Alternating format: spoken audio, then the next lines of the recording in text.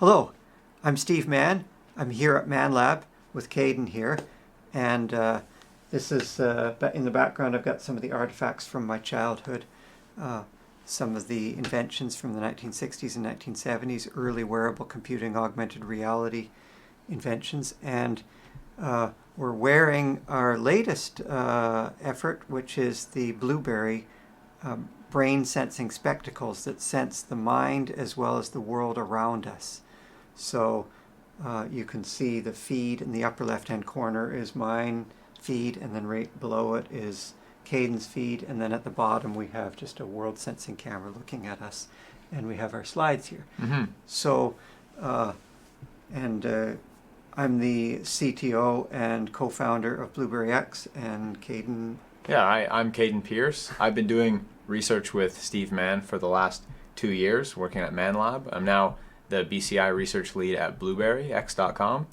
And the paper that we're presenting today, Sensing of the Self, Society, and the Environment, the idea is to present a taxonomy to help us understand and sense the world around us. So it's based on Humanistic Intelligence, HI, which is intelligence that arises by having the human being in the feedback loop of the computational process, coming from a paper that Marvin Minsky, Ray Kurzweil, and myself published back in 2013. And the idea here is that we've got humans have senses and effectors, and machines have sensors and actuators. But most importantly, humans and machines interact with each other in this close synergy in which, for example, machines observe us while we observe the machines. And this is called controllability and observability, or surveillance when we're being watched, which means oversight, and surveillance, which means undersight when we're doing the watching. So surveillance and surveillance are both necessary to make a closed-loop feedback control system. So valence is at the core of humanistic intelligence. We must have this complete feedback loop. That's sort of the most important part of HI, is this closed-loop feedback. And when that feedback loop is broken or delayed, feedback delayed is feedback denied. And what we have, when we have machines that are watching us but reveal very little about themselves, we have what we refer to as machines of malice.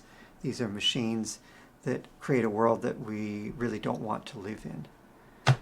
And so there's a fractal or self-similar nature of HI. The human mind and body are connected in a feedback loop with efferent and afferent nerves.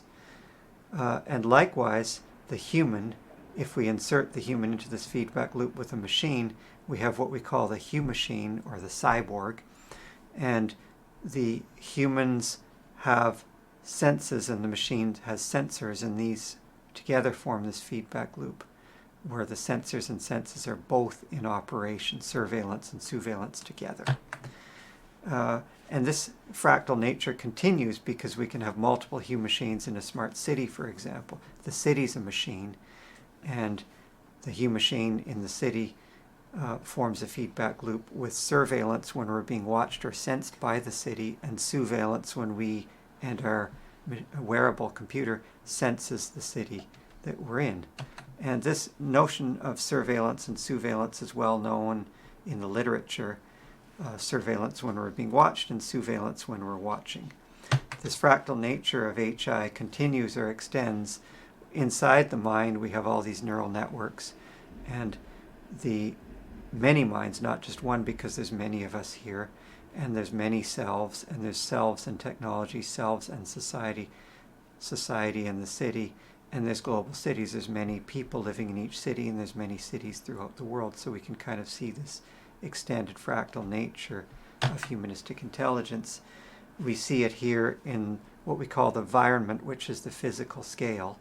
The environment is that which is around us, shown in green here, and the environment is us ourselves, shown in flesh color here, the body itself and the clothing, and the car in between forms part of this scale or physical scale, and there's a social political scale of valence, and there's an informatic scale. So we have physical science, computer science, and social science. We have bits, atoms, and genes near the origin going out towards these axes that define this space.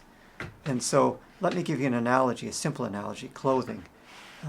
There's an interesting piece of humor that I came across. It said something like, "Now beam up my clothes, Scotty." That wasn't very funny. And implicit there is the fact that we expect our clothing to be part of us, to be considered part of us. If you were to enter into some kind of time machine or other kind of machine in some science fiction universe where you were transported somewhere else to a different space or time, you would expect your clothing to go with you. You wouldn't necessarily expect the floor to go with you or the bookshelf behind you to go with you, but you would expect your clothes to go with you because we think of clothing. Clothing is technology that we consider to be part of us. Likewise, a car is a similar form of technology. When you may see when two cars collide in a parking lot, a car bumps into another, somebody will yell out, "You hit me." They don't say your car hit my car, they say you hit me, as if to suggest that the car is part of us. So cars and clothes are technologies that become part of us. A bicycle is another example of a technology. You forget about it as being a separate thing and you think of it as an extension of your own mind and body. So here's a good example. This is the environment, is that which surrounds us. And over here, we have the environment, which is us ourselves, and the boundary between the environment and the environment, we would consider that to be part of the environment. Another example, we have this ball, and it's a water ball, and you can go inside there and run around on the water and stay dry, and the ball is part of the environment. Here it is in a park, and we can see the ball has a 1 meter diameter. So if each person was in their own ball, you'd have good social distancing because everybody would be 2 meters apart and breathing separate air, in fact. And so the environment is the ball and what's inside it, and the environment is that which is around the ball. And that's depicted here in this diagram. The environment is in green with a dashed circle, and the environment is flesh-colored with a solid circle indicating that that's part of the set, is the boundary is part of the interior. Social distancing. Here's a necklace which we are quite familiar with, and my daughter turned this into a form of performance art by adding extra long extensions to the spikes and making a spike necklace with long enough spikes to practice social distancing. And we can take a more practical form of that using sonar devices that automatically give range finding and create a wearable device that measures social distancing in each of the 12 clock faces. This is Cayden here with the social distancer. You can say if you will. Yeah, so the way that the social distancer necklace works is that there's 12 sonars around a necklace worn by the wearer, and this can sense the proximity of individuals around the individual who's wearing the necklace.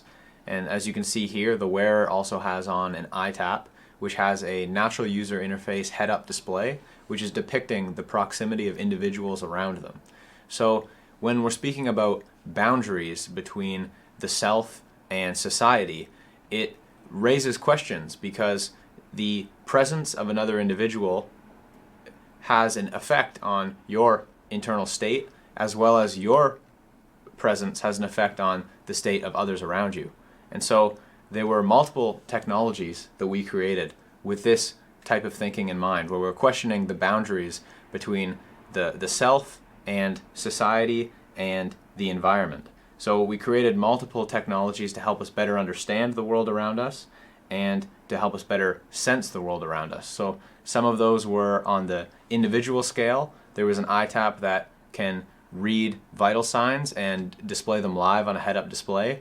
There's the wearable face recognizer, which can remember and understand and give you a display depicting the social situation going on around you and remember the names of individuals around you on the social level. And then on the environmental level, there's a use case whereby the wearer can move around the city and understand ambient sound levels that's going on around them, and that can allow us to better understand the effect that we have on the environment around us, the effect that it has on us, and it raises questions about the boundary between those two things.